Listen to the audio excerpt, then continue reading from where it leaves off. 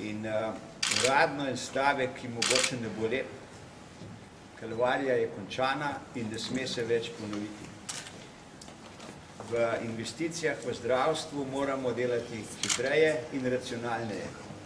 Taki objekti rešujejo življenja, dolgo otvarjanje, dolga gradnja, izgubljamo življenja. To moramo povedati, da če mene vprašate, se mi zdi hecno. Tako lepa in tako velika hiša nima laboratorija. Kdo je to ravnal, kako je to ravnal, ne bom raziskoval za nazaj. Bil je predlog strani pediatrije, da bi za ureditev prostorov v sosednji stavbi potrebovali 500 000 evrov.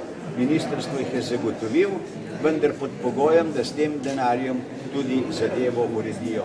Na potezi je pediatrična klinika in univerzitetni klinični center. Zdaj še ocene znašajo 800 000 evrov, bistveno več in tukaj opozarjam tudi, da je ministrstvo odgovorno za ta laboratorij. Ministrstvo ni odgovorno za ta laboratorij, odgovoren je tisti, ki je ta laboratorij načrtoval in ga ni načrtoval v tej hiši in jaz ne vem zgodovine, kje so razlogi, da tega laboratorija v tej hiši ni. Ko sem prišel na ministrstvo, smo z zadnjimi napori poskušali najti prostor v tej stavbi. Imamo 24 000 kvadratnih metrov poslovne površine, laboratorij pa rabi 380 kvadratnih metrov. Imamo novo kliniko, povprašajte tiste, ki so odgovorni za to, da tega laboratorija ni v hiši. Kakšno zagotovilo lahko date, da bo to, kar pediatrična klinika bo končno odprta, da bo lahko več težav? Vsa oprema je na kliniki zmontirana in strani ministrstva prevzeta in od ministrstva jo je prevzel klinični center.